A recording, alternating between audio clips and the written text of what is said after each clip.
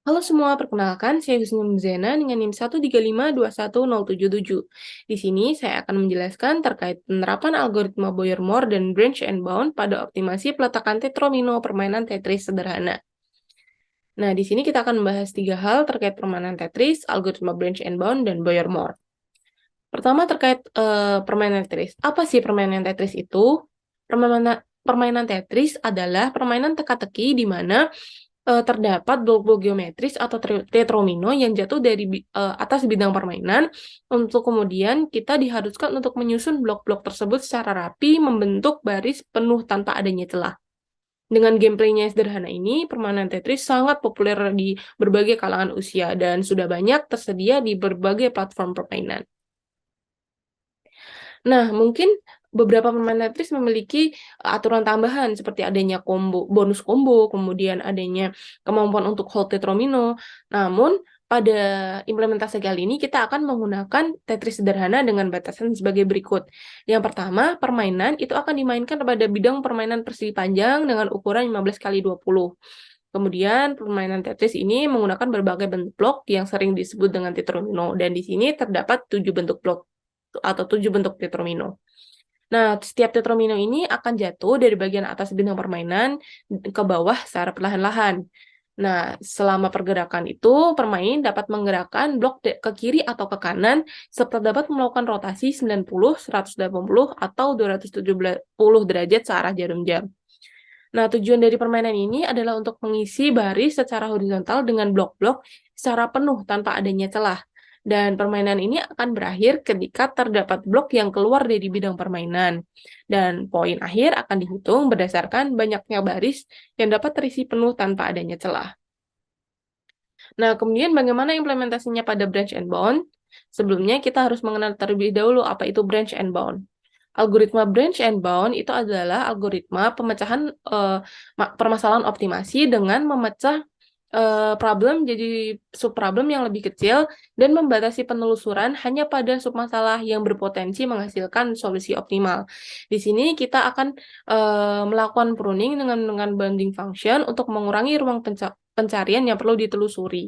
Metode ini sudah diperkenalkan dari tahun 1960 oleh Ail Salem dan Alan J. Perlis.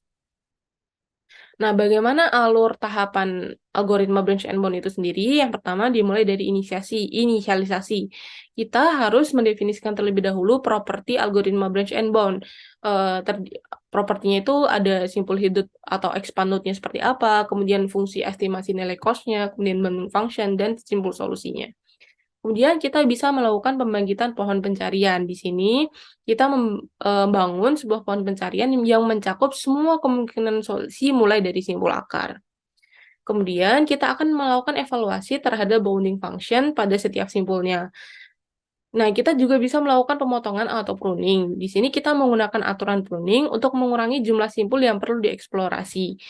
Jika telah ditemukan solusi optimum sementara, maka simpul dengan cost yang lebih besar, dalam hal ini kita menggunakan least cost search, itu dapat kita lakukan pemotongan.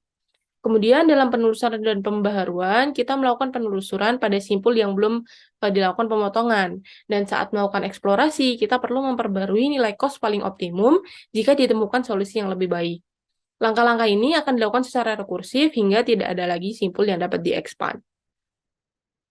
Nah, kemudian kita akan menjelaskan implementasinya dalam optimasi penempatan tetromino pada permainan Tetris sederhana.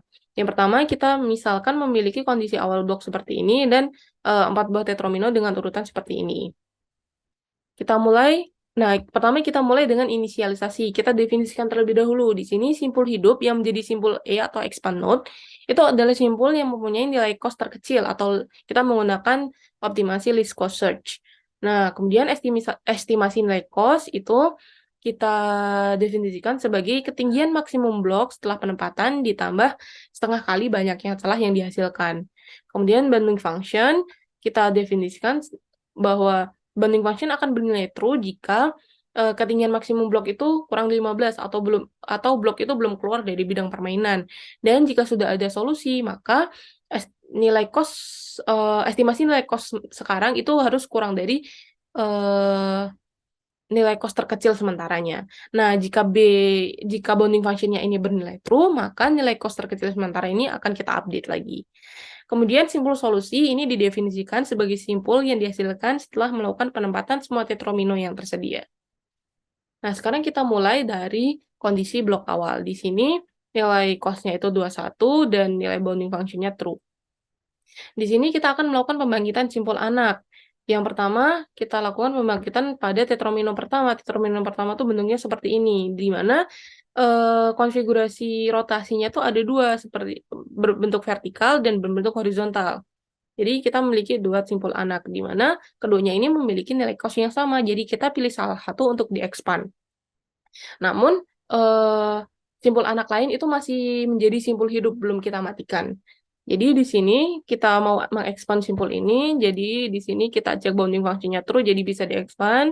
Kemudian kita bangkitkan lagi simpul anaknya, di mana setelah tetromino vertikal ini akan muncul tetromino kotak ini, dan tetromino kotak ini tidak ada konfigurasi rotasinya, jadi hanya punya satu anak. Nah, kemudian setelah melakukan optimasi peletakan tetromino kotak, kita dapatkan nilai cost, estimasi cost-nya 21, kemudian kita cek bounding function-nya juga true. Jadi kita bisa mengekspand kembali simpul anak ini. Nah, dari simpul anak yang tadi kita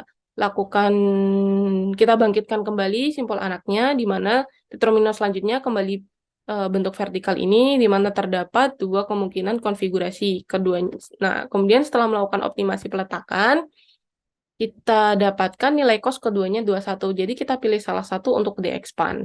Kita pilih yang kiri, di mana bounding function-nya true, jadi bisa di-expand. Nah, kemudian kita lakukan pembangkitan kembali simpul anaknya, di mana terdapat tetromino dengan bentuk L seperti ini, terdapat 4 konfigurasi rotasi yang bisa dilakukan.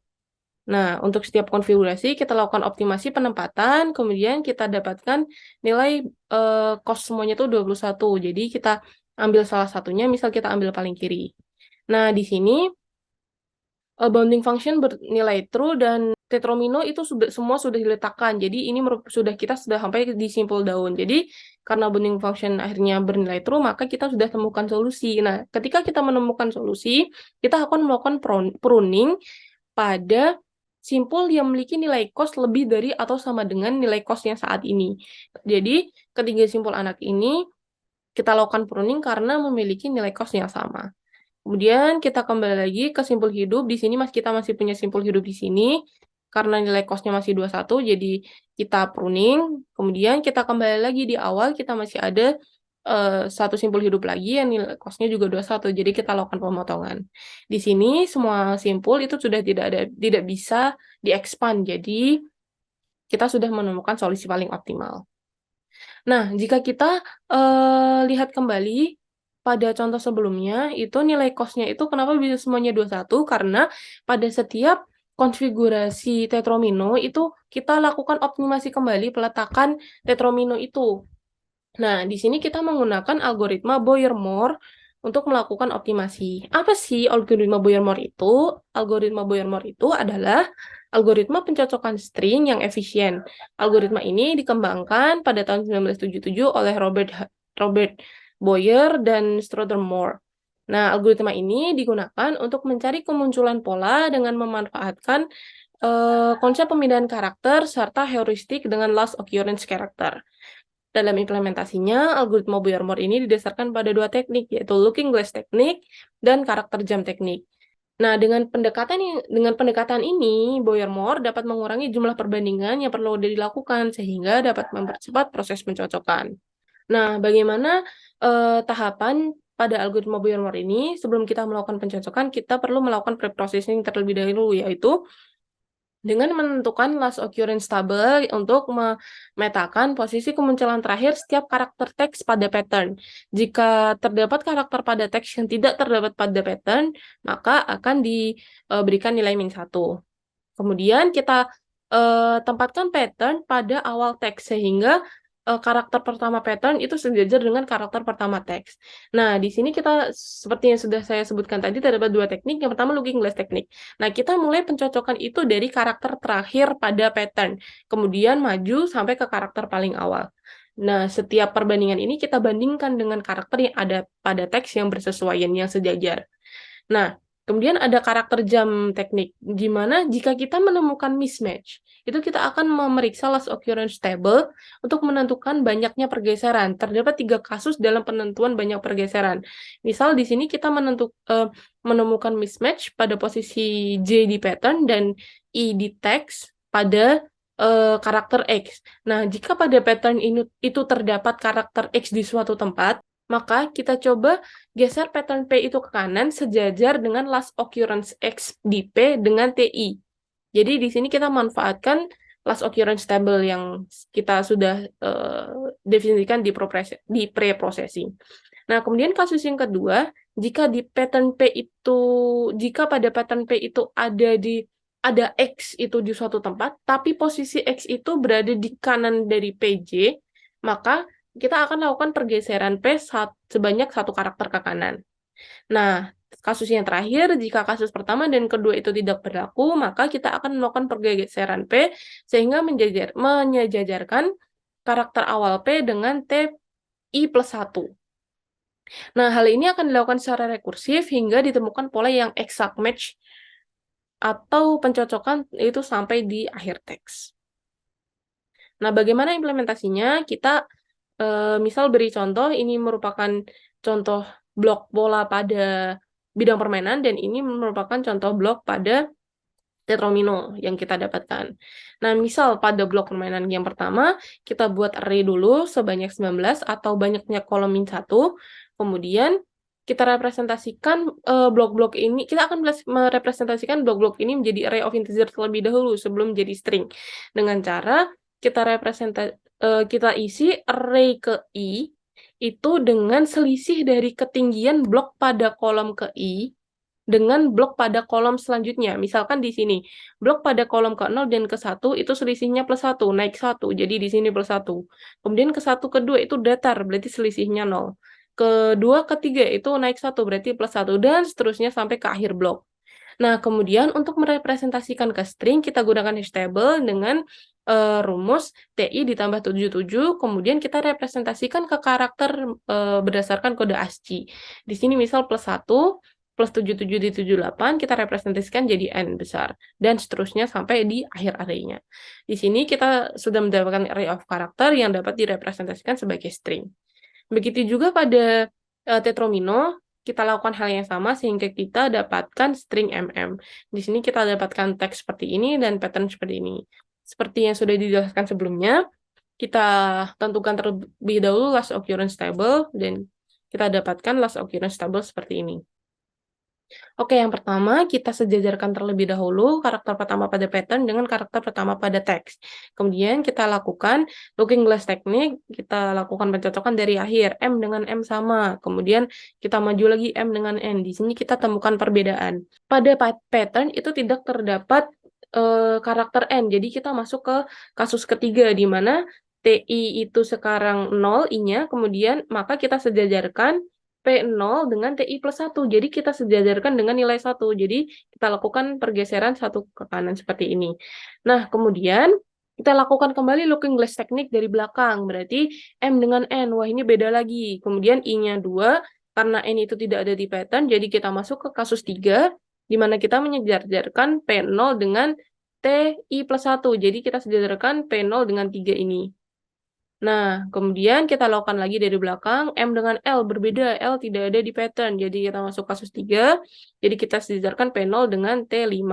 Kemudian kita lakukan lagi dari belakang, M dengan L berbeda lagi, kita masuk ke kasus 3 lagi seperti sebelumnya.